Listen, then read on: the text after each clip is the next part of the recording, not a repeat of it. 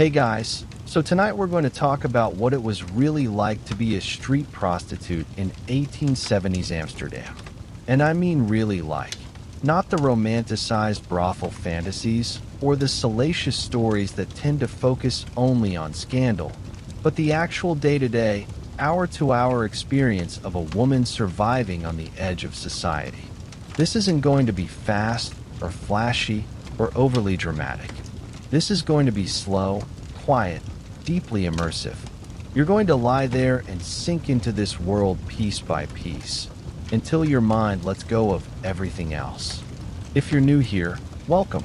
And if you've been listening for a while, you know the drill. Get your pillow just right. Let your shoulders melt into the bed. Close your eyes if you haven't already. We're going to step into a cold, damp street in 1873.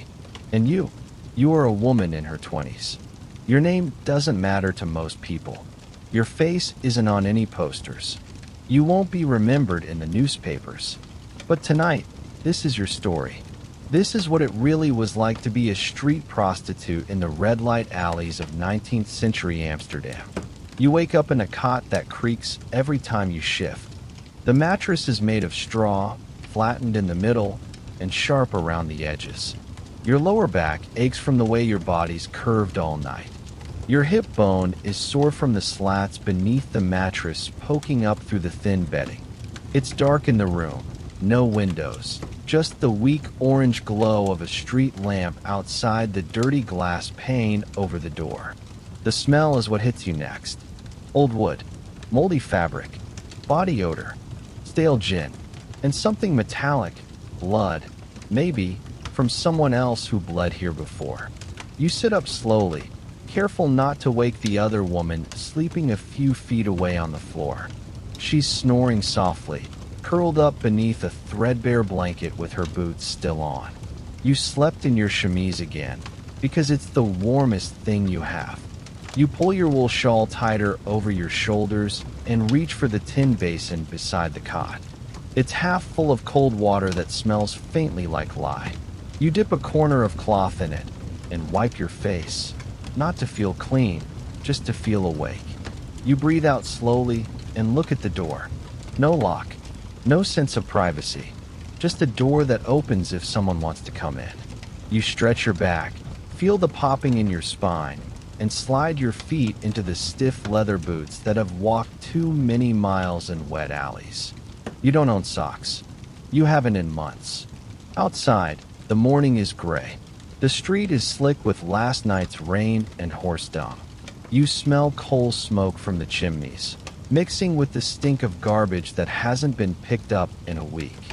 A few women are already moving about, laundresses with red, raw hands, girls with buckets going to fetch water, a woman sweeping her front step with more ash than broom. Nobody looks you in the eye. You don't look them in the eye either.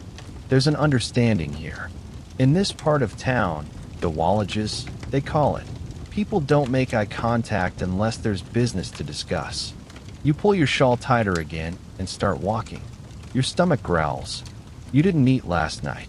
You used your last few cents on a swig of gin to help you sleep without dreams. You pass a bakery with the heavy smell of bread pouring out into the street. Your mouth waters, but you keep walking. The man inside saw you once, and now he never looks up when you pass. You turn down an alley with red shutters closed over the lower windows.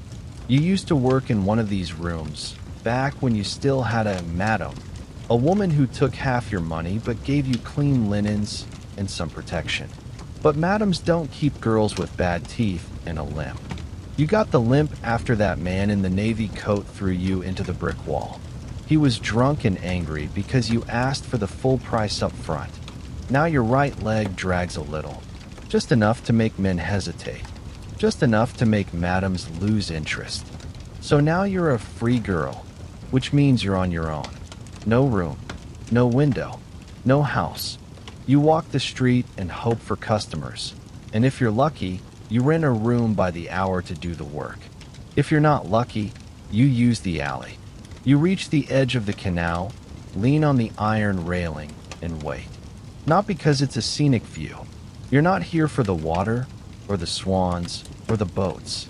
You're here because the men pass this way on their way to the docks, the markets, the warehouses. Some of them are lonely. Some of them are angry. Some of them are just curious. They know what you are. The way you stand alone. The way your eyes scan their hands and belts for money pouches. The way your shawl slips slightly off your shoulder. It's a silent transaction before anything is said. You watch them, and they watch you. And maybe one stops. He doesn't say anything at first. Just stops a few feet from you, looking around like he's making sure no one he knows is watching. He's maybe in his 30s, dressed well enough that he probably works in shipping or owns a small shop. Not rich, not poor. He smells like pipe tobacco and damp wool. You wait for him to speak, but he doesn't. He glances at your hands, then your face. Still nothing. This is the part you hate. The silence. The evaluation. The weighing of options. He knows why you're here. You know why he stopped. But there's always this moment, this performance, like either of you could pretend it's about something else. He finally nods toward the alley. You follow. No words. Just footsteps echoing on wet cobblestone. The alley smells worse than the street. Urine, old beer, fish guts, and that sour stink of rotting garbage that never quite goes away. You've been here before. You know the cracks in the walls, the warped door that doesn't shut, the spot where the stones are warm from the bakery's oven on the other side. He stops beside a wooden stairwell and looks at you. How much? He says finally. You quote the price. It's low. You both know it. He frowns, pretends to think about it, then gives a sharp nod. You don't ask for payment up front. Not anymore. Too many walked away when you did. Too many hit you for daring to say it. He leans against the wall while you kneel in front of him. Your knees touch cold stone, wet with yesterday's rain. Your fingers are shaking, but not from fear, just from the cold and hunger. You go through the motions. Fast, efficient, mechanical. He grunts once, then finishes. You wipe your mouth with your sleeve and stand. He adjusts his coat, doesn't look at you, and walks away. No thanks. No payment. You stand there, blinking. You knew he might not pay. You hoped he would. You don't bother shouting after him. You just walk the other way. It's not even noon yet. And already you're tired. Your jaw aches. Your stomach's still empty. You stop by a corner where a woman named Mika sells cheap pastries from a handcart. You know her. She knows you. She doesn't judge, but she doesn't give handouts either. You hand her your last few coins, money from 2 days ago, and she gives you a roll that's mostly crust. You sit on the curb and eat it slowly. Each bite feels dry in your mouth, like trying to swallow wood. But you chew and swallow and let the heaviness settle in your stomach. It's not enough, but it's something. Across the street, a man is shouting.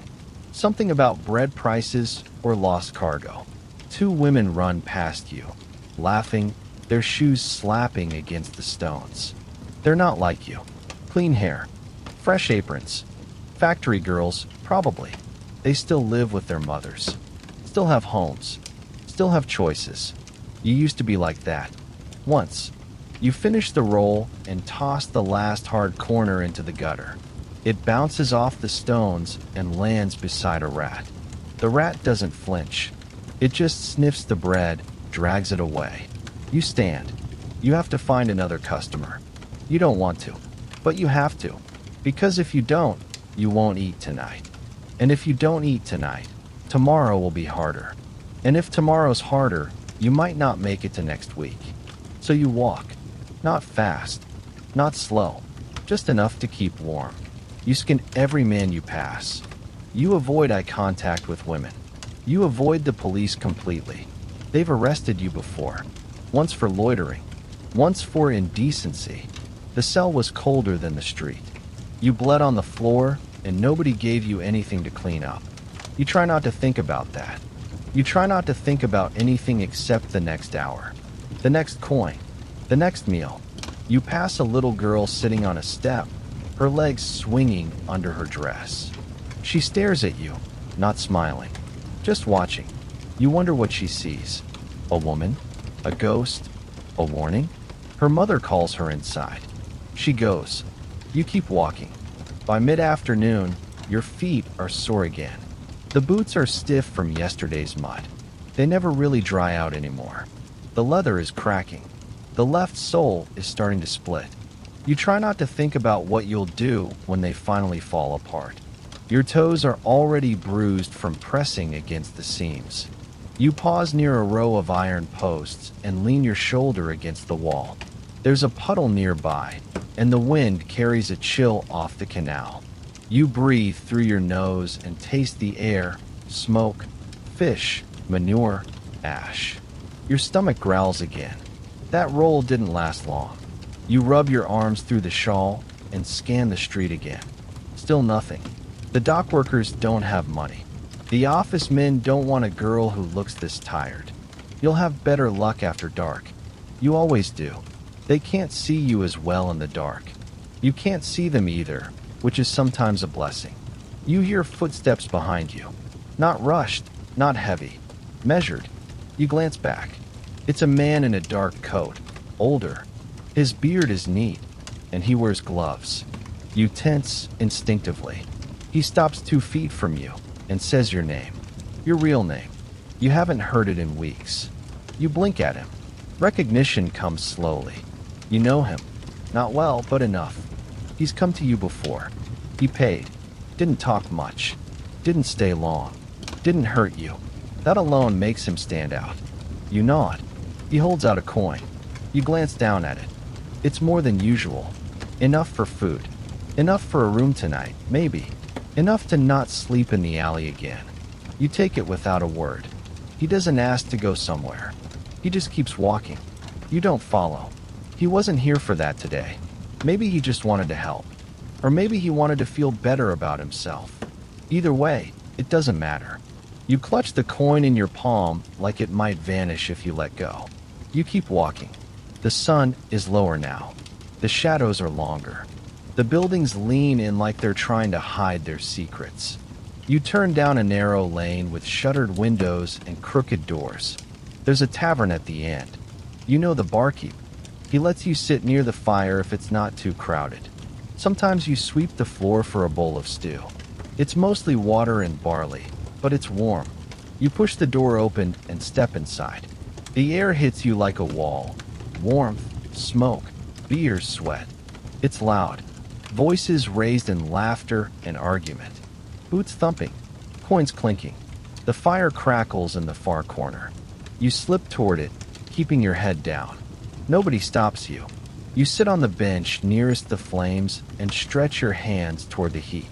They're red and chapped. The skin cracks sometimes, especially between your fingers. You hold them closer to the fire. The sting is sharp at first. Then it fades. Someone drops into the seat across from you. It's a girl, younger than you, barely 16. She's wearing too much rouge and a dress that doesn't fit right. You know what she is. She knows what you are. You nod once, slowly. She smiles, nervous. First week, she says. You just nod again.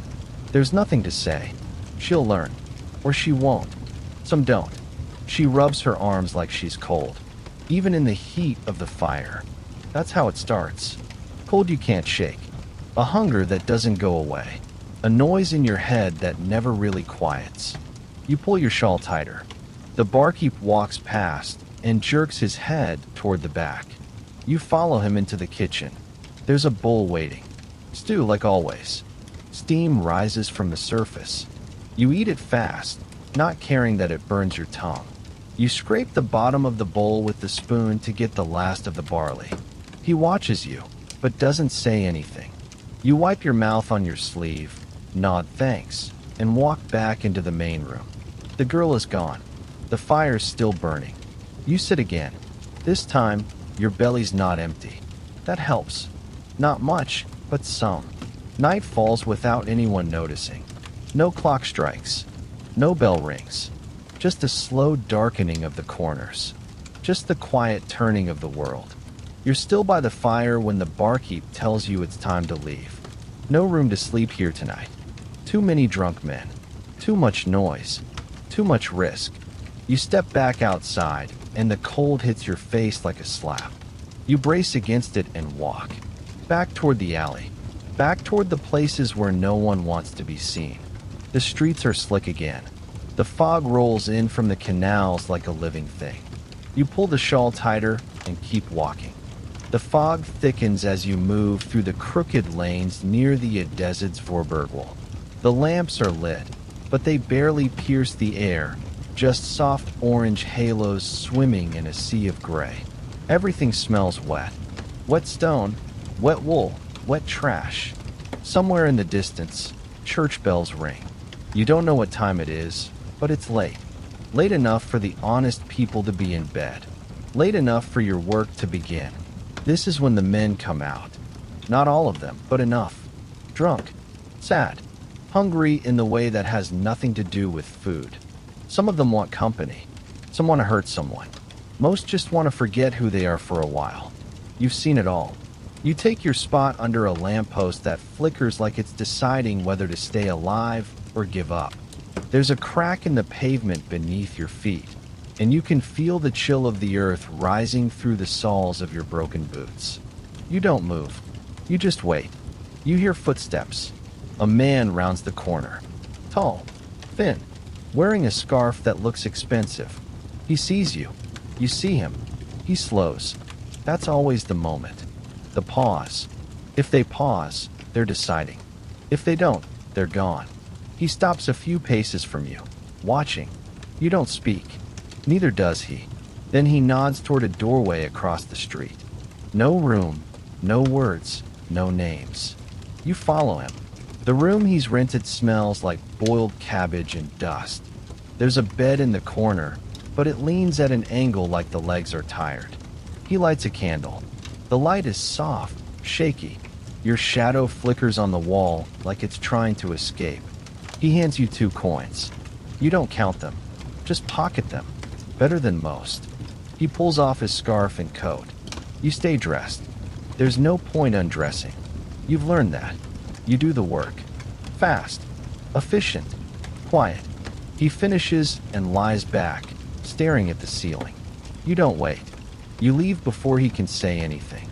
Before the shame kicks in. Before he decides he's angry. That's when they're most dangerous. Right after. When they remember who they are and hate themselves for it.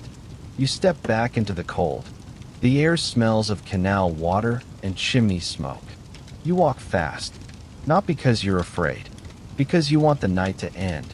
You pass 2 more girls on the corner. One of them is Anna. She's older than you. Face lined, hands like wood. She nods. You nod. She's been doing this 20 years. Maybe more. She's the one who helped you the first night you got kicked out of the house. You were 17. Your father caught you with a boy from the docks. Threw you out in the rain with nothing but a dress and your boots. Your mother didn't even open the door when you came back. You walked until your legs gave out. Slept on the steps of a church. Anna found you the next day. Brought you to the house where the madam gave you a bath and a name and a room. You lasted 6 months there. Until your first beating. Until the tooth came loose in your jaw and the bruises stopped fading. Then you were out. And the street was all you had left. Anna stayed. You couldn't. You reached the public pump, the one near the back of the orphanage wall. It drips constantly. The stone around it is green with moss and slick with mildew. You cup your hands and drink. It's cold. Icy cold. Cuts your throat going down. You splash some on your face and rub the grit from your eyes. It doesn't help much. You're tired. So tired. You sit on the edge of the stone and close your eyes for a second. Just a second. You hear movement. Your eyes snap open. A boy, maybe 12, digging through trash with a stick. He sees you, pauses, then goes back to his work. He's wearing shoes made from stitched-together rags. His hands are red and raw. He's not a threat. He's just trying to survive. Same as you. He finds something, a crust of bread, maybe, and shoves it in his pocket. Then he disappears into the fog. You stand again. Your knees crack. Your spine is tight like it's been wound too long and might snap if you bend too far. You walk past a boarded-up bakery with a faded sign, Van Dyke's. You used to buy sweet rolls here on Sundays when your sister brought her pay from sewing. The smell of sugar and butter. Warm pockets of air hitting your face as the oven door opened. You remember the way the baker smiled at her, never at you.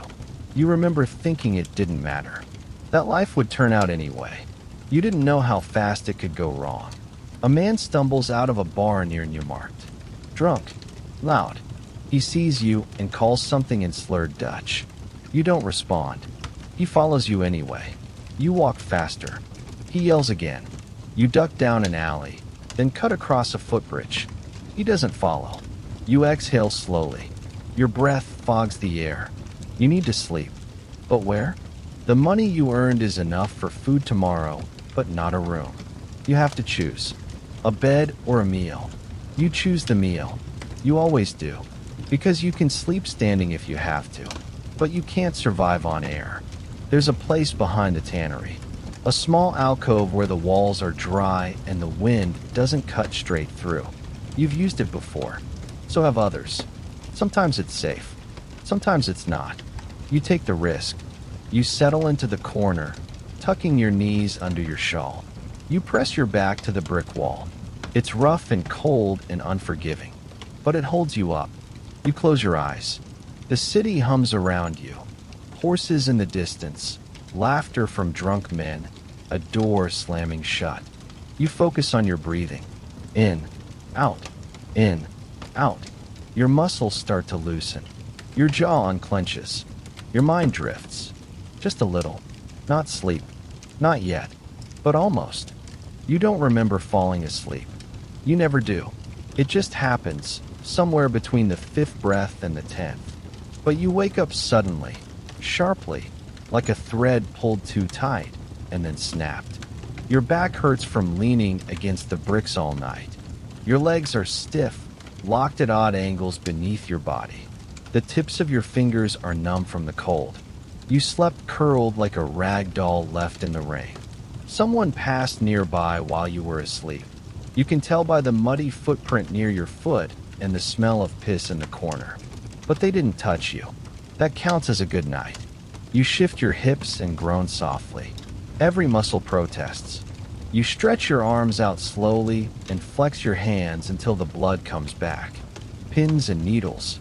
Always pins and needles. The sky is still dark, but it's not night anymore. Just that strange gray hour before dawn when the world feels thin and tired. You stand slowly. Your knees crack. You pull your shawl around your shoulders and walk. You don't know where you're going. You just need to move. That's how it always starts. The bakery across the canal is already lit inside. The window is fogged from the ovens. You smell bread. Fresh, hot bread. Your stomach twists. You stop on the far side of the street and just stare. You know he won't sell to you. He's seen your face too many times. But still, just standing there, breathing in that smell, it's something. Not comfort, not hope, but something close. You keep walking. There's a small square near the synagogue where the pigeons gather. That's where you go. You sit on the steps and wrap your arms around your knees. You watch the birds. One pecks at a scrap of cabbage. Another pulls at something soft and white. Maybe a feather, maybe a scrap of lace. They fight, scatter, come back again. You've seen fights like that between girls on your street. Over food, over turf, over a man who promised one of them money and gave it to the other. Fights that end with hair ripped out and faces bloodied. Sometimes worse. You close your eyes and press your forehead to your knees. Just a moment. Just rest. You hear someone sit beside you.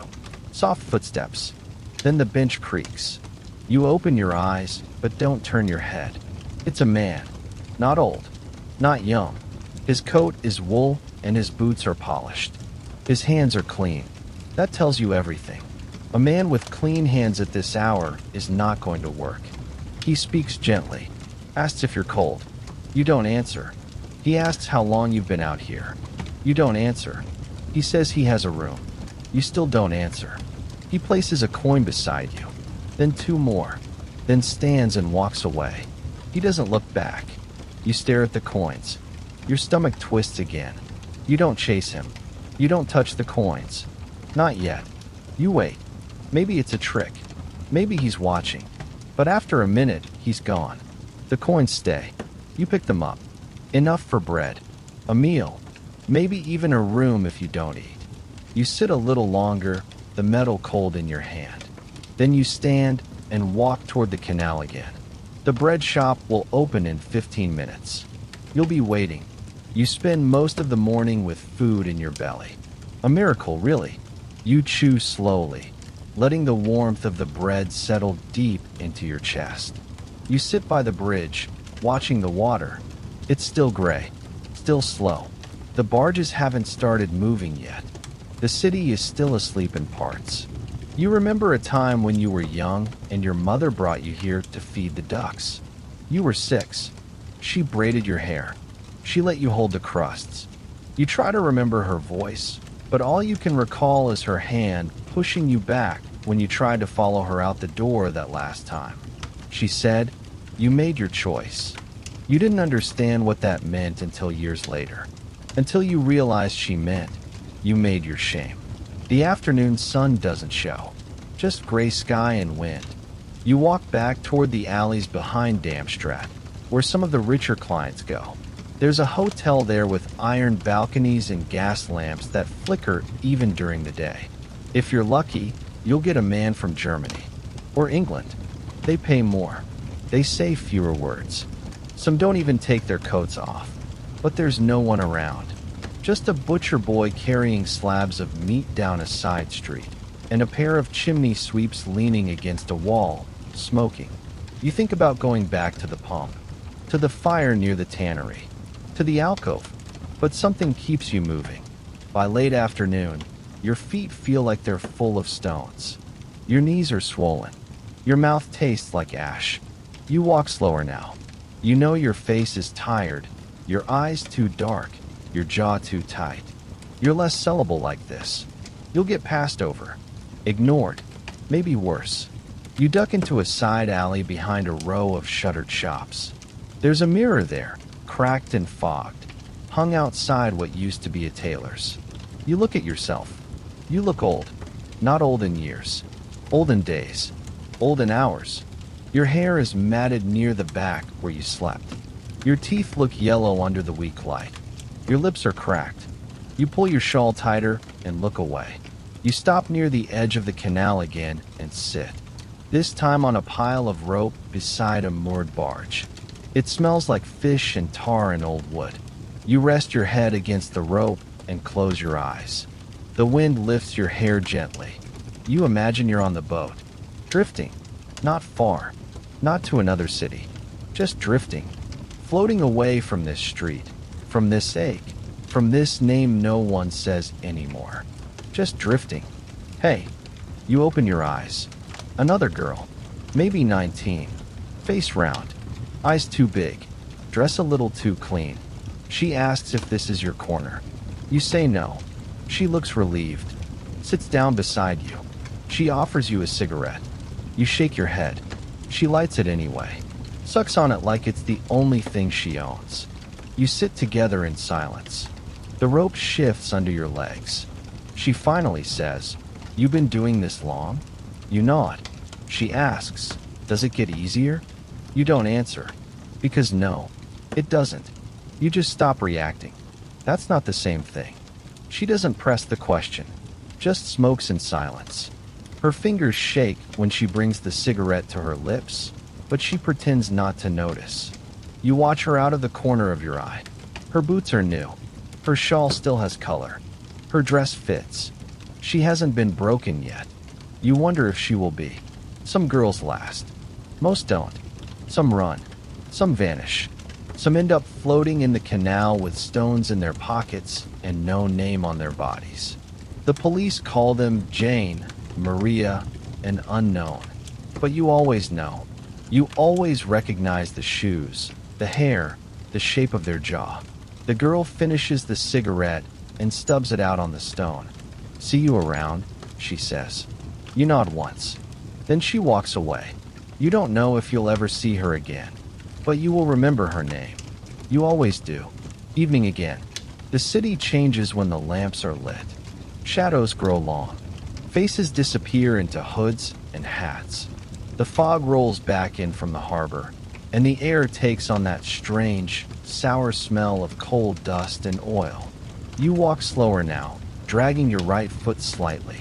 You've always had that limp since the winter of '71. The one who broke your rib also kicked your hip out of place.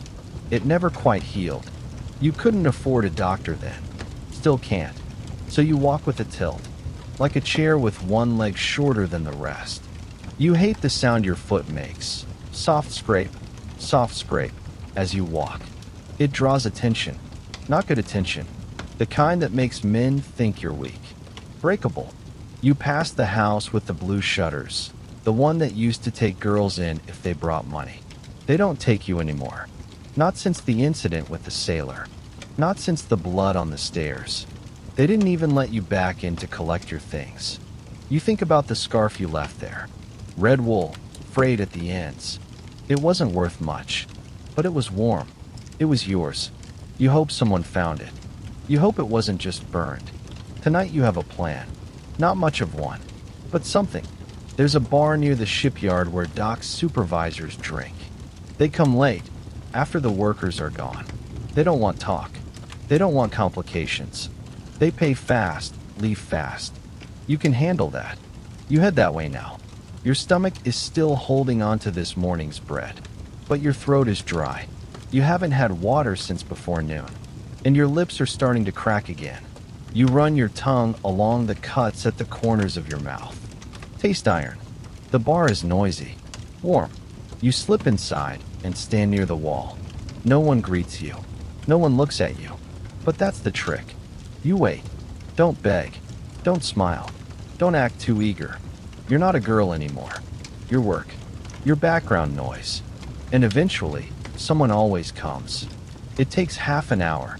Long enough for your legs to go numb. Then he appears, middle-aged, face like leather, fingers stained with tar. He nods toward the back, doesn't speak. You follow him down the hall to a door half off its hinges. Inside is a stool, a table, and nothing else. He locks the door behind you. You keep your eyes down. This will be fast. He doesn't want a girl. He wants something else. You know the type. You can see it in his boots, his breathing, his belt already undone. Afterward, he tosses a coin onto the table. You don't touch it until he leaves. Even then, you count it slowly. Enough for broth, not enough for shelter. You pick it up and slide it into your pouch with the others. They clink together. 3 coins. For if you count the one tucked into your stocking, you could sleep indoors tonight. If you find the right room. If you don't get robbed before you reach it. Back on the street, the fog is thick again. A carriage passes, wheels clattering over cobblestones. Inside, behind the glass, a woman sits in lace and feathers. She doesn't look at you. You don't look at her. 2 women in the same city. One going home to warm tea and clean linen. The other walking toward a door that might or might not open. You don't feel envy. That left you years ago. You just feel tired. Bone tired. Tired in your teeth. Tired in your eyes. Tired in the places that used to hold hope. You find a room near the Jordan. The woman at the counter doesn't smile, doesn't speak. Just takes your coins and slides you a key. Room 7. 3rd floor. No windows. It doesn't matter. You climb the stairs slowly. The hallway smells like mildew and boiled onions. The door sticks. You force it open with your shoulder. Inside, a bed, a chair, a bowl. No fire, but 4 walls. And a door that locks. That's all you need. You drop your shawl. Kick off your boots. Lie down without undressing. The mattress is lumpy, but soft enough. You curl on your side and close your eyes. You let the silence in. Let the stillness settle into your skin. This is the best part of your day. Not because it's good, But because it's over, you lie still for a long time. Not sleeping, just suspended. The kind of stillness that doesn't come from peace, but from exhaustion so deep it feels like your bones are sinking. You don't even want to move your fingers. You just breathe. Shallow, measured, like you're trying not to disturb the air. Your thoughts begin to wander, but not far. They don't go to dreams or hopes or what-ifs. They just hover around you, looping like slow smoke curling through a cold room. You think about the coins in your pouch, about whether you should have eaten more today, about how long your boots will last before they fall apart completely. You think about the man who didn't pay. You think about the girl with the clean shawl. You think about the warmth of the bread this morning and how you chewed slowly so the taste would last. You think about the last time someone touched you with kindness and didn't want anything in return. You don't remember when that was. You think maybe it never happened. You press your cheek into the thin, musty sheet. You try not to cry. You've learned that crying doesn't help. It wastes water. It gives you headaches. And it makes your face swell, which makes the next day harder. But tonight, your throat is tight, and you don't fight it. The tears don't come all at once. They slide out slowly, one at a time, soft, hot. They drip into your pillow and disappear. You keep your mouth closed. You don't make a sound. This isn't the kind of crying that needs noise. This is the quiet kind. The kind you've trained yourself to do silently, like everything else. You cry until there's nothing left. Not sadness, not anger, just empty. Just that strange, still hollowness that stays behind after the storm. Eventually, your breathing settles again. Your eyes dry. Your heart doesn't ache anymore. It just beats. The room around you is quiet, but it's not peaceful. You can hear the other tenants through the walls. A couple arguing in the room next door, slurred voices, sharp tones. Someone walking down the hallway barefoot. Someone coughing again and again. A baby crying, briefly, then being shushed. All these lives, stacked together like crates in a warehouse. No one here is doing well. They're just surviving. Like you, you're part of that noise. That stack. That forgotten pile of the city. No one writes stories about these rooms. No one visits them unless they have to. And no one remembers the people inside. You drift into something like sleep. Not deep, not restful, just a fogged-over stillness that lets the hours pass. But your body is still listening, still on alert. Every creak of the building, every shout in the alley, every door that slams downstairs. You feel it all. Your body doesn't trust the walls, doesn't trust the lock. It never has. Even in sleep, you're prepared to run. You wake when the sky is still dark, not from a noise, not from a dream, just because your body knows it's time. You always wake before dawn. It's safer that way. You sit up slowly. Your back cracks in 3 places. Your neck is stiff. You rub your hands over your face and stretch your jaw. It still hurts from yesterday. You don't know what time it is exactly, but you don't need a clock. Your stomach tells you. Your legs tell you. The silence of the city tells you. You gather your things. The shawl, the boots, the pouch with your coins. You lace up slowly, wincing as your heel presses against the seam that's starting to rip again. You pull your shawl close and tie it at your throat. You check the room once, more out of habit than anything. Nothing to steal, nothing to forget. Just a bowl, a blanket, and a bed you didn't die in. You open the door and slip into the hallway. The smell of boiled cabbage from yesterday is still in the walls. You step lightly down the stairs, careful not to wake anyone. The woman at the front desk is asleep on a stool, her chin to her chest, hands folded like a dead bird in her lap. You don't wake her. You just open the door and walk into the street. It's still cold, colder than yesterday. The sky is a dark navy blue, just starting to soften near the horizon. You walk toward the canal. You don't know why. It's just where your feet go. The city is so quiet at this hour it feels like a ghost town. No wheels, no horses, no boots, just your steps, just your breath, just the soft whistle of wind between the bricks. You reach the water and lean against the railing. The iron is cold beneath your fingers. You look out across the dark surface. It's still, smooth.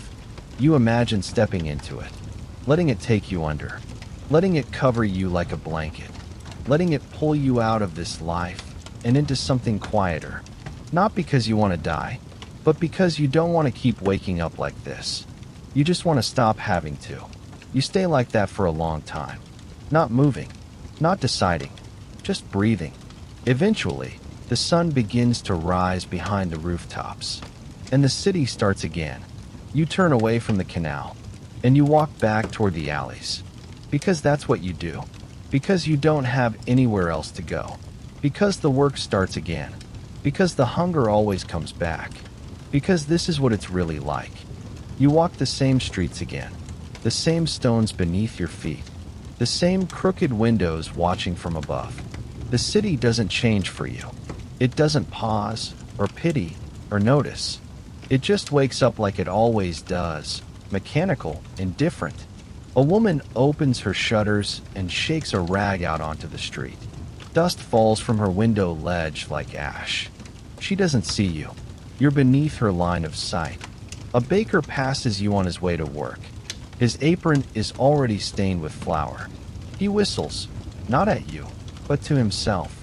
A song from the countryside, maybe. Something happy.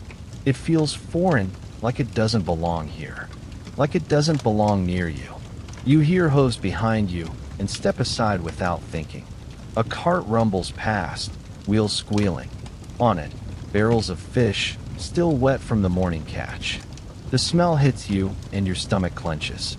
Not because you're hungry, just because the air is sharp and your body is tired of bracing against the cold. You pass by the alley where the girl with the clean shawl sat yesterday. She's not there. You don't know what that means. Maybe she found a room. Maybe she found a man. Maybe she found nothing. You don't ask. You don't wonder for long. You've learned not to keep people in your thoughts too long. You only carry what you need, and grief is too heavy. You stop by the pump and rinse your hands. The water is ice. It burns your knuckles and makes your skin feel thin, like paper soaked in gin. You press your fingers to your lips and count your coins again. 3 left. You can buy bread, maybe a bit of dried meat. But then what? No more rooms. No more warmth. You'll sleep in the alcove tonight, the one behind the tannery. Unless you find a man. Unless the day turns. You wander toward the market square. The stalls are half-built, vendors setting up crates of fruit that's starting to rot at the edges. You pause beside an old woman selling onions. She doesn't speak, just watches you from under her scarf.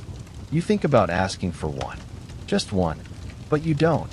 You've asked before. You know how it ends. A man stares at you as he walks by. Not the usual stare. Not hunger. Not shame. Not the glazed, distracted gaze of someone looking for a body to use. This one is curious. He's well dressed. New boots. Wool coat. Clean gloves. Probably from out of town. He walks past, then stops. Turns around. "Excuse me," he says, like he doesn't quite believe you'll answer. You look up slowly. He asks if you speak English. You nod once. "I'm looking for a guide," he says. "Someone to show me the real parts of the city." You know what he means. You've heard it before. He's not asking for a guide. He's asking for the illusion of romance, of darkness, of tragedy wrapped in velvet. They want to touch it, these men. Just a little. Just enough to feel like they've lived something dangerous. You say nothing. He watches you, then reaches into his coat. He pulls out a note, enough for 2 days of food, and presses it into your hand. "Just walk with me," he says. You hesitate, but you nod, because walking pays better than standing still. You take him through the older streets, the ones with the leaning buildings and crumbling plaster. You point at the church that used to be a hospital, the gate that used to be the gallows. You lie sometimes, just enough to keep it interesting, just enough to keep the story moving. He asks about your life. You tell him your name is Lizette. It's not. You tell him you came from the countryside. You didn't. You say you had a fiancé once, but he died in the war. There was no fiancé. There was no war. He listens, nods, puts on the face of a man who feels something. You let him believe it. You let him believe you are just one bad winter away from redemption. You know what he wants. He doesn't want the truth. He wants to feel lucky that he isn't you. After 2 hours, he gives you more money. He asks if you'd like to come with him for the night. You decline. He looks surprised. You don't explain. You don't owe him anything. You walk away. He watches you go. You don't look back. Now you have enough coins for a room again. And food. Maybe even a drink. You should feel relief. But you don't. Not really. Relief is expensive. It only lasts until the next day. Until the next time your stomach growls, or your boots crack, or the fog rolls in so thick that no one sees you anymore. Still, it's something. And tonight, something is enough. You buy a piece of bread and eat it while standing. The crust is hard. The inside is soft. You chew slowly. Let it sit on your tongue. Let it mean something. Then you walk to the lodging house with the crooked roof and ask for a room. They give you the same one as before. You don't mind. It's small, but it's yours. Just for one night. You close the door and sit on the edge of the bed. You take your boots off, then your shawl, then your thoughts. You set them down like stones, one by one. And for the first time in days, maybe weeks, you lie back and let your muscles go slack. The bed holds you. The silence holds you. The room is cold, but you don't shake. You've learned to live with cold. You've learned to live with everything. Outside, the fog rises again. It coats the city like a second skin. Shadows stretch along the canal. The lamps flicker in their glass cages. Somewhere, a child is coughing in her sleep. Somewhere, a man is walking home to a warm supper and clean linens. Somewhere, another girl is taking your place beneath the broken lamppost. And somewhere, right here, you close your eyes and drift, because this is what it was really like. You dream, but it's not the kind of dream you tell anyone about. It's not even a real dream, just a drifting sensation, like falling through dark water with no bottom. There are flashes of memory, hands reaching, a church bell ringing, the taste of salt on your lips, a dog barking in the distance, your sister's laugh, or something like it. And then there's the silence, the warm, thick kind, like being buried in something soft and endless. And then, slowly, like mist peeling off a window, you wake. It's the middle of the night. You know without checking. No light, no voices, just the faint moan of the wind pushing against the shutters. The building creaks like it's settling into the earth. You lie there, perfectly still, and listen. No one moving outside your door. No shouting in the hallway. No man trying to force his way in. That's always a possibility. You've had nights like that. Waking up to the sound of boots on floorboards, the handle twisting, a man yelling about money or lies or needing what he paid for. But not tonight. Tonight is just quiet. You reach up and touch your cheek. It's warm. The blanket you pulled over your shoulders is still there, still holding in your heat. Your body aches, but not sharply. Not the bruised ache of violence. Just fatigue. Just the long, slow burn of a life lived hard. You curl tighter, pressing your knees to your chest. You don't go back to sleep. You just stay like that, in the stillness, in the dark, letting your mind go blank. You don't move again until you hear the birds. Not songbirds. Not the kind people write poems about. These are pigeons and crows. Street birds. City birds. They flap and cry from the rooftops and gutters, from the eaves and chimney stacks. You hear them land on the sill outside your window, claws clicking against the stone. That's how you know it's almost morning. You sit up slowly. The room is freezing. Your breath clouds in front of you. You rub your arms, then your legs. You roll your shoulders. You stretch your neck. You wince when your spine cracks. You dress quickly, pulling your shawl on tight before you even stand. The floor is cold against your bare feet. You put on your boots and feel the heels sag under your weight. One of them will split soon. You can't afford a new pair. Not yet. Maybe never. You leave the room without making the bed. There's no point. No one will see it. No one will care. The woman at the desk is gone now. Probably asleep. You slip out the front door and step into the gray light of dawn. It's misty again. You think it might rain. Your joints feel it in advance. The street is mostly empty. Just a few carts setting up near the edges of the market. A boy sweeping water off the steps of a chapel with a rag on a stick. You pass him without looking. You walk for a long time. Longer than usual. Past the alleys where girls sleep in blankets on crates. Past the bridges where the lanterns are still burning. Past the corners where men stand with hands in their pockets, watching the fog like it owes them something. You don't look for work yet. You don't stand. You just walk. Something inside you needs the motion. Not to get anywhere. Just to remind yourself that you're alive. That you can still move. That you can still leave a place when you choose. You reach the edge of the canal, the wide one, with stone lions on the balustrades. There's a bench there. You sit, not to rest, just to exist. You watch the water. It's calm today, not glassy, but still. You see a bottle bobbing near the edge, caught on a rope. You watch it float for a full minute, then look up. On the other side of the canal, a man is painting. He's young, maybe 20. His coat is threadbare, but clean. His shoes are polished. He doesn't look up at you. He's focused on the canvas. You wonder what he sees, what he's trying to keep by putting it down in paint. The way the fog rolls off the canal, the way the light hits the windows above, or maybe he's painting someone like you, some woman in shadow, beneath a shawl, trying not to be seen, trying not to disappear. You don't wave. You don't call to him.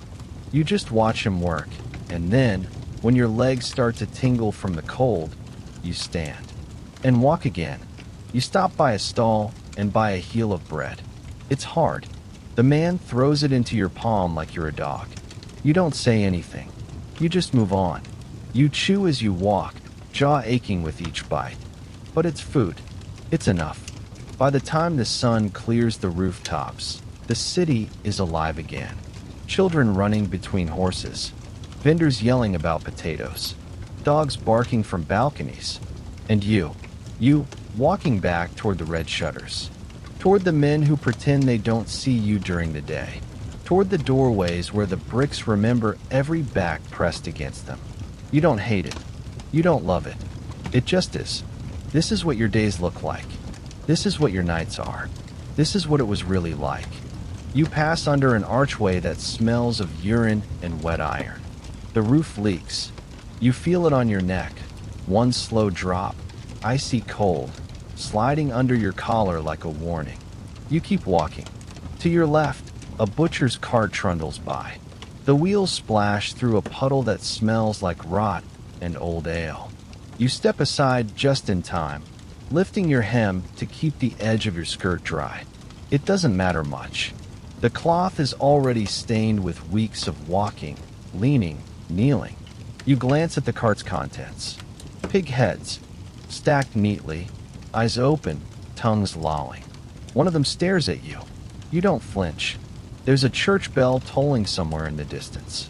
Not the slow, solemn clang of a funeral. This is brighter, sharper, a call to worship. You follow the sound, not because you're faithful, not anymore, but because the square outside the church sometimes fills with men looking for mercy in strange places. They go to pray, then they go to sin. You know this pattern like you know the shape of your own hand. You reach the square just as the bell stops. The church doors are open. People are leaving. Women in shawls, older men in long coats, a young girl with her hair tied in ribbons. You stand near the edge of the square and watch them pass. Some glance at you and quickly look away. One woman tuts under her breath and guides her child away. as if your shadow might stain the girl's dress. You're used to it. They act like you chose this, like you had options, like your hands weren't already blistered from laundry work by the time you were 13, like you didn't try the factories, like you didn't scrub stairs, carry coal, peel potatoes until your back bent and your fingertips cracked open, like you didn't bleed honestly for years before the world decided you were no longer useful unless you were lying on your back. They don't know your story. They don't care. They just see the shawl, the face, the corner, and they think they know everything. A man steps out of the church alone. He walks slowly, his hat in his hands, head bowed. You know that posture. He's grieving something.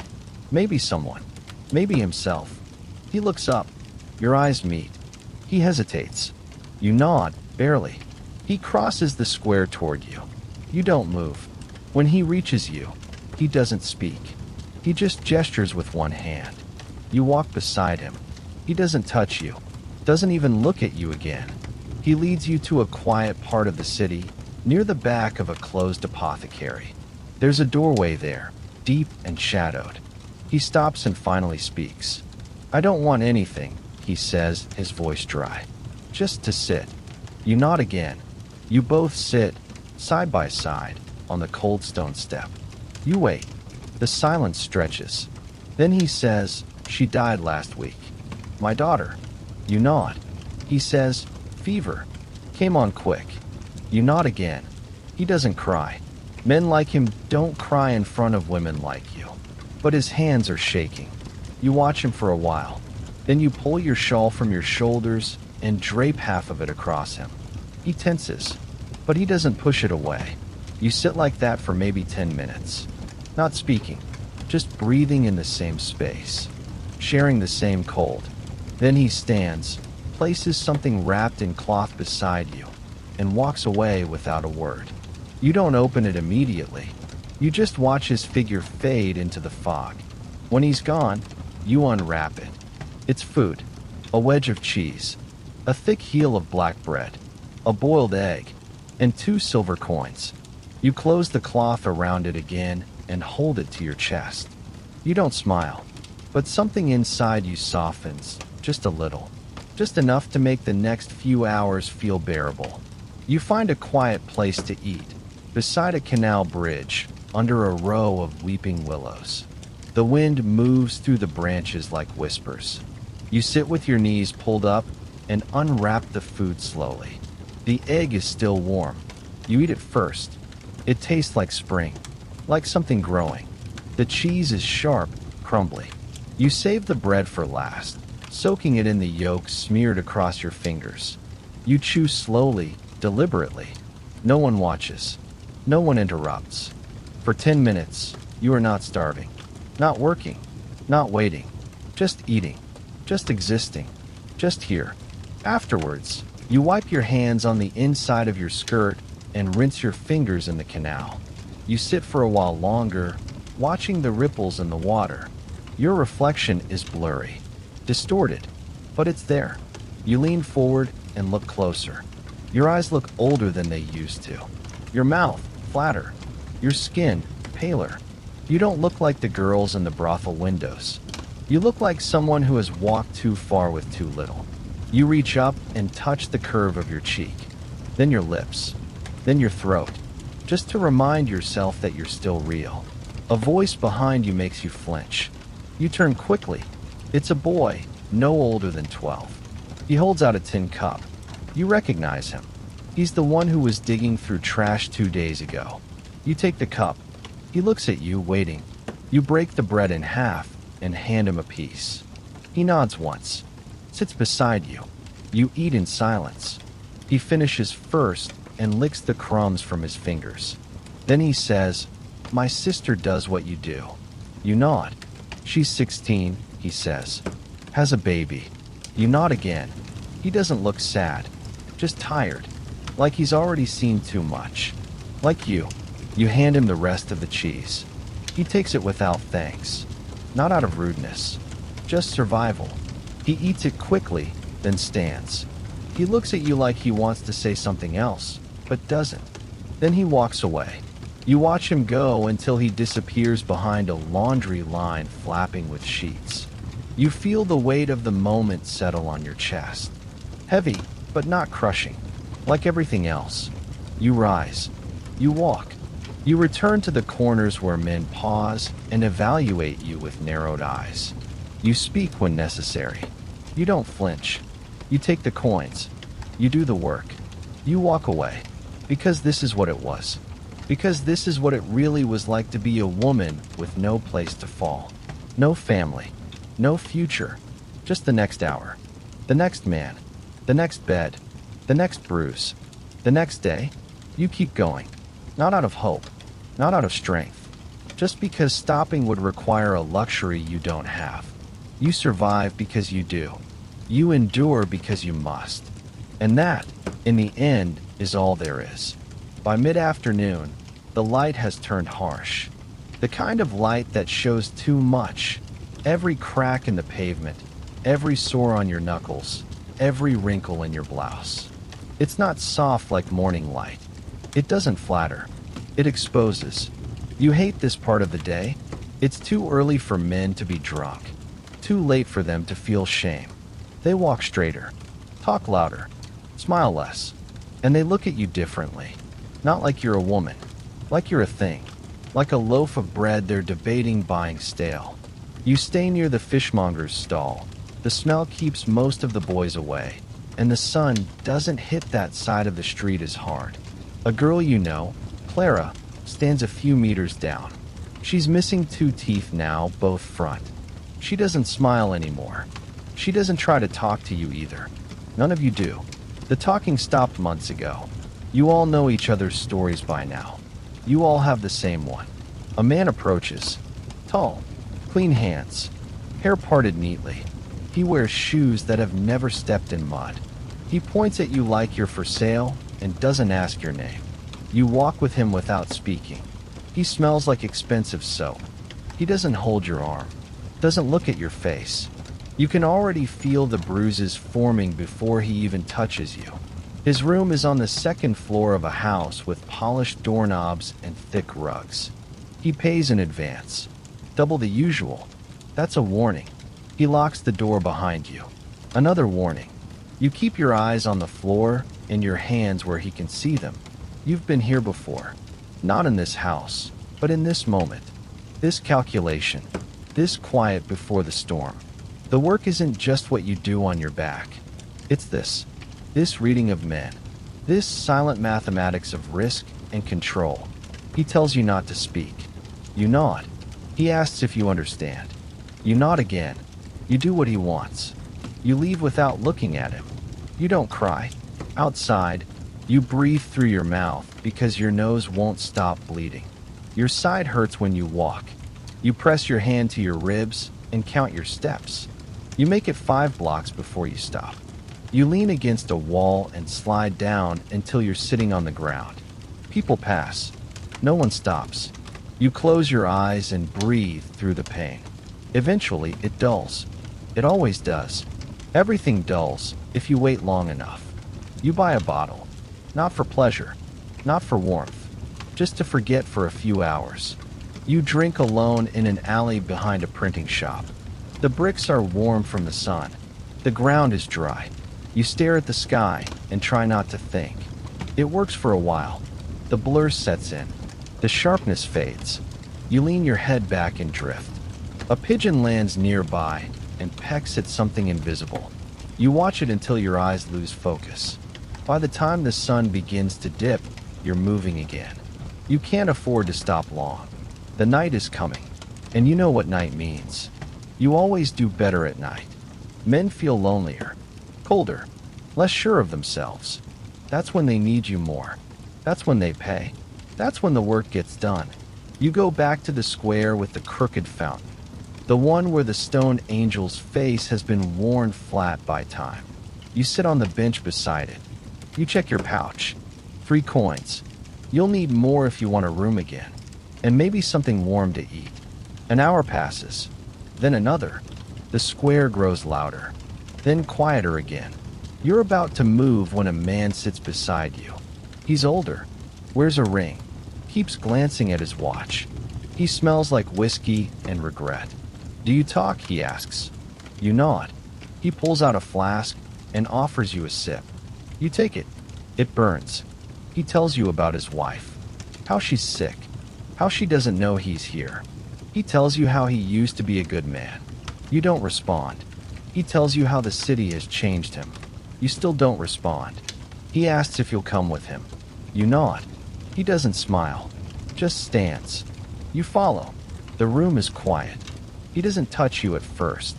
Just lies beside you on the bed and stares at the ceiling. Then he begins to cry. Not loud. Not dramatic. Just quiet. Steady tears running into his hairline. You lie there beside him. Not moving. Not judging. Not pretending to care. But not turning away either. Eventually he sleeps. You wait until his breathing slows. Then you slip out of the bed and gather your things. He left your payment on the table, folded neatly in a handkerchief. You take it. You leave the handkerchief. It smells like her perfume. You walk again. It's nearly midnight. You count the coins. Enough for a room. Enough for bread and broth. You pass by the other girls. Some still working. Some already curled under blankets in doorways. You nod to one of them. She nods back. That's enough. That's more kindness than most people get in a day. You turn the corner toward the lodging house. The fog is back. The lamplight turns it golden. You reach for the door. You press your palm against the wood. You feel its warmth from the fires inside. You close your eyes. You're still here. You made it through another day. You breathe. And you go inside. The warmth of the lodging house seeps into your skin like smoke. Not enough to comfort, but enough to sting, like when frostbitten fingers begin to thaw. Your cheeks prickle. Your nose runs. You rub your hands together out of habit, not because you believe they'll ever truly feel warm again. Inside, the stairwell smells like boiled cabbage and old wood. The floorboards moan under your steps. You move slowly, dragging your body like a wet coat behind your bones. You reach your room, the same one, always. A door that sticks when it swells, a lock that doesn't fully catch. But it's four walls, a bed, a blanket, and tonight it's yours. You place the coins on the table, stack them carefully, like you're afraid they'll vanish if you blink. You remove your shawl, your skirt, your boots, each one heavier than it should be, each one carrying the weight of hands, of footsteps, of silence you couldn't afford to break. You line them along the floor. You do it slowly, deliberately, as if neatness might grant you some control. You sit on the edge of the bed and take inventory. No bruises too deep. No blood. No broken ribs this time. Just pain. Dull. Constant. Everywhere. The kind you no longer name. There's a mirror in the corner. A shard of one, really. Cracked diagonally. Its edges smoothed down by time. You walk to it. You look. And for a long moment, you don't recognize yourself.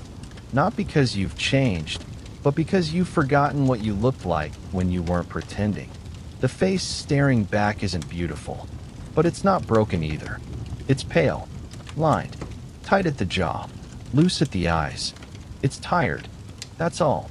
You touch your cheek, then your lips, then the scar just under your collarbone, the one that never healed quite right. You whisper your real name, quietly, just to hear it, just to remind yourself that it still exists, that you still exist. You lie back on the bed. The mattress sags beneath you, but you don't care. You pull the blanket to your chin and press your face into the pillow that smells like dust and lye soap. And for a while, you stare at the ceiling. The cracks in it look like rivers. You trace them with your eyes. One leads to another, then another, then another. And suddenly you're not in that room anymore. You're nowhere. You're floating. You remember your mother's hands, the way they used to braid your hair before church. You remember the sound of wind against the cottage roof. You remember the cold of the floor at dawn, the smell of barley and goat milk, the way the chickens screamed when the fox came, the way your father shouted when he was tired. Which was always. You remember the fever, the bed you slept in alone, the room no one entered after dark. You remember the silence of that house once it emptied, and the sound your shoes made when you walked away for the last time. Sleep pulls at you, not gently. It doesn't wrap you in safety. It doesn't hush you to peace. It drags you under like a heavy river. Your breath slows. Your limbs go numb. But your mind, it still whispers, still loops, still begs for softness, still asks questions you've learned not to answer. What if? Who would you be? Where would you be? If they hadn't? If you hadn't? If the world had been? You stop yourself. You press your knuckles into your eyes until you see stars. You breathe. You sink. Outside, the street's quiet again. The carts stop rolling. The boots stop clacking. The windows stop glowing. The dogs stop barking. Amsterdam sleeps. But it is not resting. Its soul creaks beneath the weight of all the forgotten. All the used. All the women whose names never made it to paper. Whose stories never passed beyond the lips of men who paid to forget them. But you're here. You're still breathing. And that matters. Not to them, but to you. To the girl inside you who still remembers the color of sunlight on river stones. To the body that still moves, still works, still refuses to die just because the world keeps pushing. To the voice inside your head that says, one more day, one more hour, one more breath. You're not a saint. You're not a sinner. You're not a cautionary tale. You're not a symbol. You're not anyone's metaphor. You are a woman, and you were here. That is enough. That has always been enough. Even if they never see it. Even if they never care. You close your eyes. You let the ceiling vanish. You let the mattress take your weight. You let your thoughts scatter like crumbs. You let the dark come. And for a few hours, just a few, you are not anyone. You are not anything. You are sleep. You wake before dawn, not because you want to, but because your body doesn't trust sleep anymore. It never has. Not fully. Not since the first time someone used the cover of darkness to take what wasn't theirs. Not since silence started meaning danger instead of peace. Your eyes open to the same ceiling cracks. The same distant sounds. The same chill on your fingertips. It's still dark. Still early. But your stomach growls low, hollow. The broth from yesterday is long gone. The bread, crumbs. Your mouth is dry, your throat tight. You swallow nothing. You sit up. The blanket falls. You wrap your arms around yourself and breathe through the ache in your lower back, the one that never leaves now. It's dull, familiar, like a friend who overstayed their welcome years ago but refuses to leave. You don't cry. That's long gone. Crying wastes salt, and you need salt. You stand slowly, dress slower. Check your coin pouch. 5 silver left. Enough for food, maybe a clean rag, and one more night if the madam at the desk is in a forgiving mood. If not, back to the street, back to the corners. You don't think about that yet. You roll your shoulders. You stretch your fingers. You open the door and step out into the corridor. The hall smells like sour cabbage and burnt lamp oil. One of the girls is coughing behind a door down the hall. Hard, wet coughs. You stop for a second and listen. 3 coughs. Then 4. Then silence. Then the creak of bed springs. She's working already. You keep walking. You pass by the washroom. There's a tin basin inside. Cold water. A cracked mirror. You lean over it and splash your face. The water bites. You stare at yourself again. Still here. Still standing. Downstairs, the city is only half awake. A cat crosses your path. A street lamp flickers out. You wrap your shawl tighter and head toward the canal. Toward the baker's alley. He sells the day-old loaves early. Before the bell rings. Before the good customers come. You wait near the corner, not too close. When he finally drags the crates out, you step forward. He doesn't look at you, doesn't speak. You hold out 2 coins. He tosses a lump of bread onto the ground near your feet. You pick it up. You don't say thank you. He doesn't want to hear your voice. You chew while walking. It's dry, dense, but real. You walk for an hour, not because you have anywhere to go, but because walking feels like proof that you are still here, that you are still moving, that you have not been erased. You pass a line of women waiting outside the city wash house. Most of them are older. They carry baskets of laundry. They talk in low voices, not looking at each other directly. You stop a few feet away and lean against a wall. A few of them glance at you. You don't meet their eyes. One whispers something. You don't care what. You don't care about their clean aprons, or their gossip, or their God.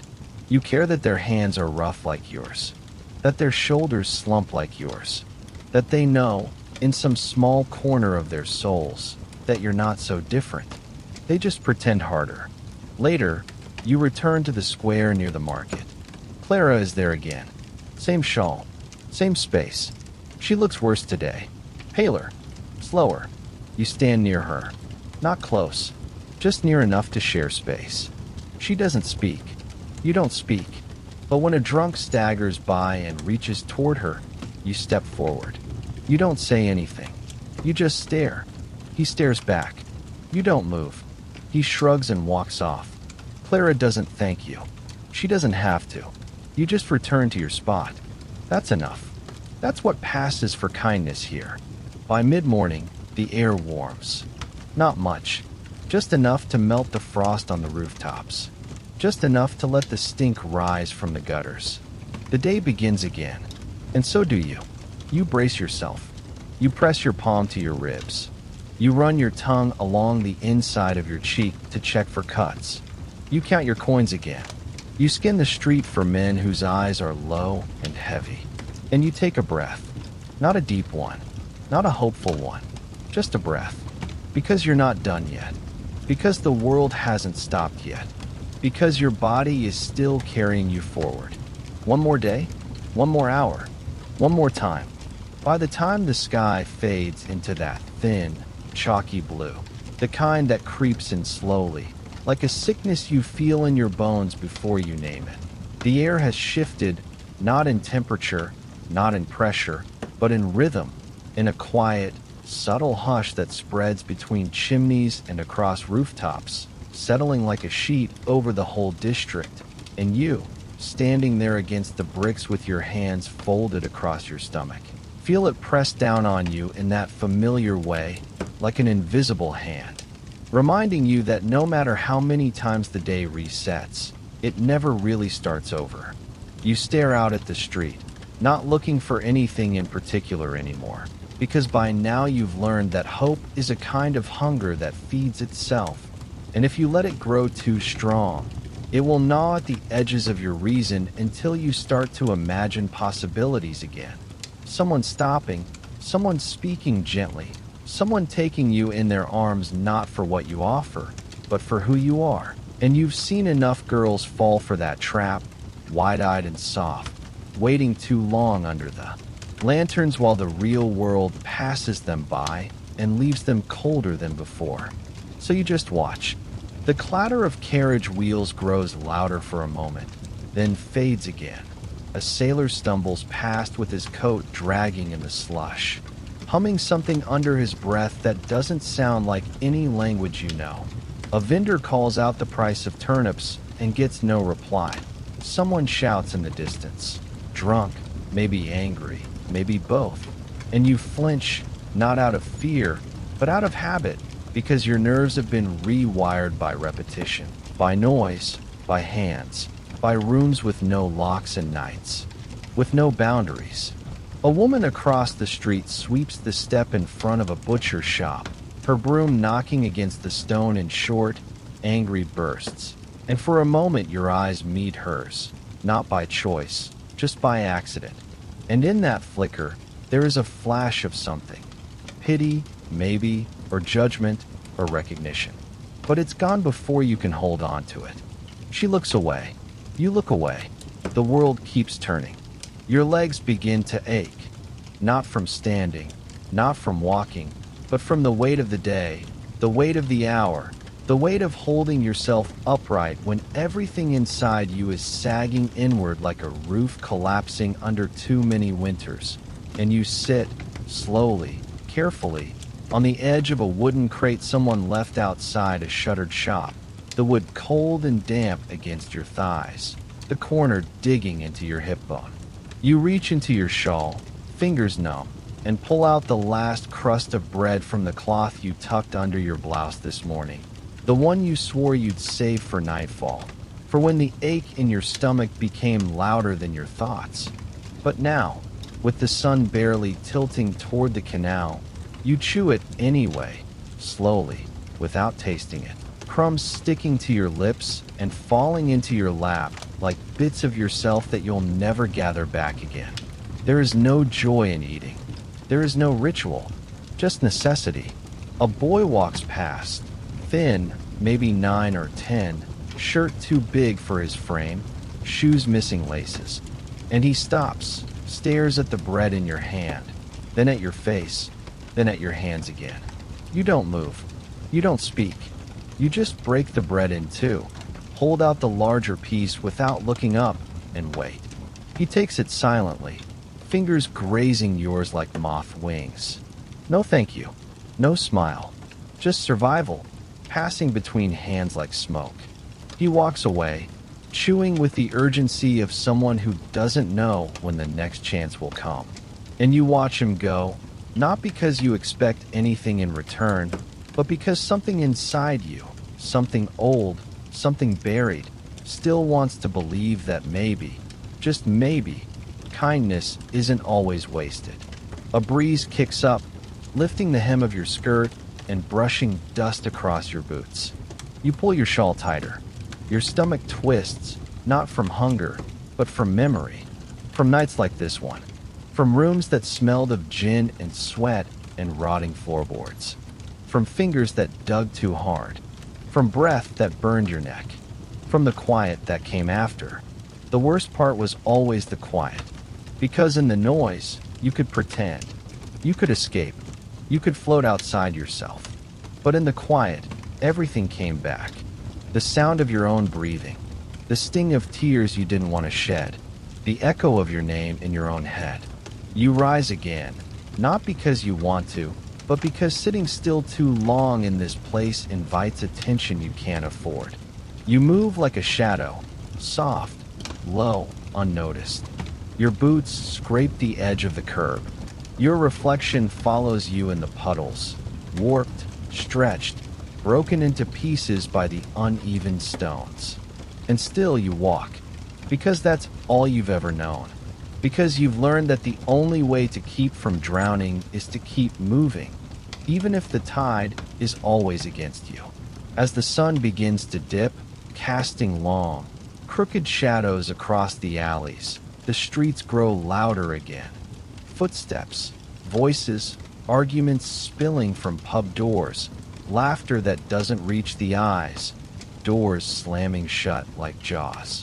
You retreat into the background. You lean against a wall. You wait, because this is your hour. This is when the men start looking again. This is when their masks crack, when their hungers rise, when their shame softens just enough for them to cross the line they pretend doesn't exist in daylight. You are no one. You are everyone. You are a shape in the fog, a hand on a shoulder, a voice whispering, "Do you have coin?" You are the ending to someone else's story, the one they forget by morning.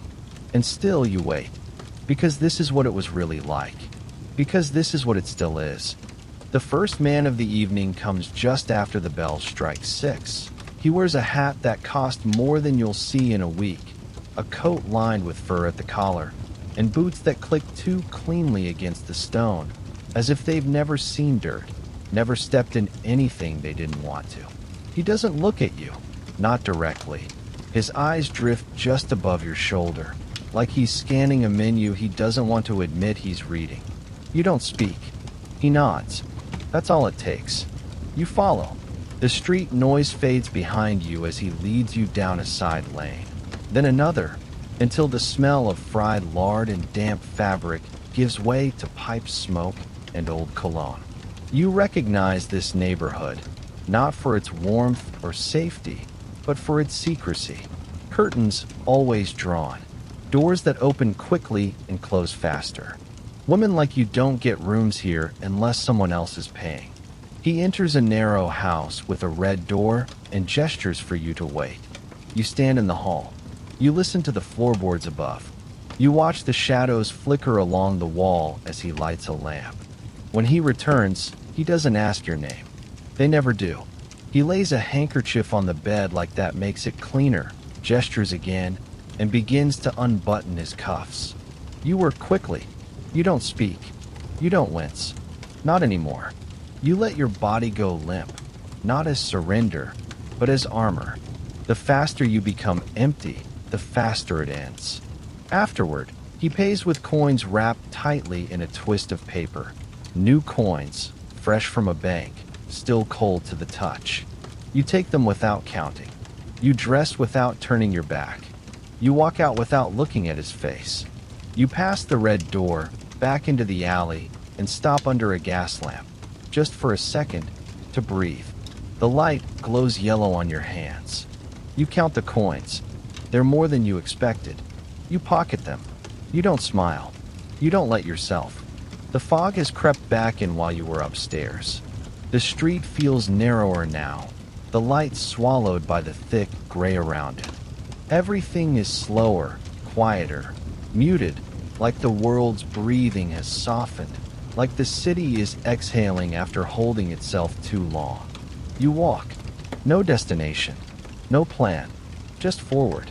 Always forward. That's the only direction you know anymore. You pass a group of girls you've seen before. 3 of them huddled near a bakery vent, catching the warm air that smells like yeast and burnt sugar. They don't speak when you pass, but one of them, a redhead with cracked lips, lifts her chin in a nod. You return it. You never learned her name. Doesn't matter. Names are fragile things here. You hold them too tightly, and they break. You let them go, and they disappear. You circle back toward the canal. The water reflects nothing now, just a blur of moving dark. You stop on the bridge. Lean your elbows on the railing. Look down.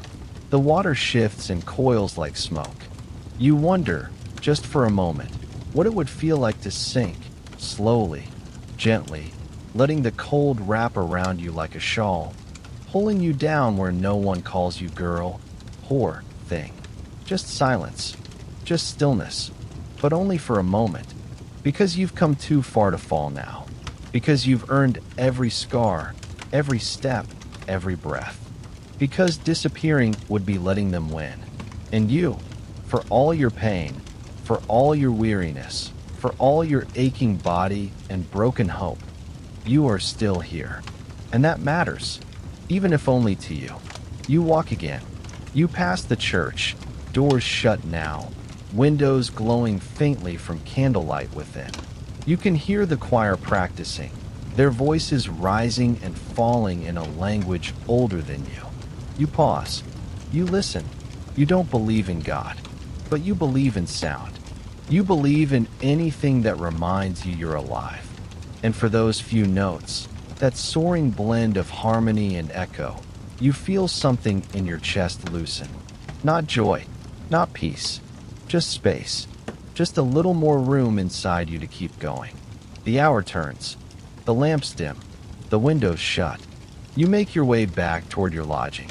You pass 2 boys sleeping under a stairwell, arms wrapped around each other, knees drawn up to their chests.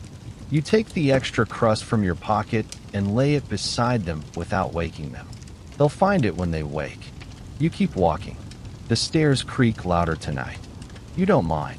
The noise is familiar now. It's a song you've walked to 1,000 times. You reach your door. You enter. The room is dark, but warm. You don't light a candle. You don't need to see. You know every inch of this place by feel. You sit on the edge of the bed. You remove your boots, your shawl, your skirt. You fold them. You lie down, and you breathe.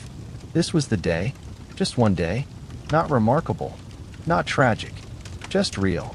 Just what it was. And tomorrow, there will be another, and another, and another after that, until one day, when your legs won't walk, or your lungs won't fill, or the city forgets your face, you'll stop, and it will all vanish, like a puddle in the morning sun, like a voice in the fog. But tonight, you're still here, and that means something. To you, to me, to the silence that holds this story now.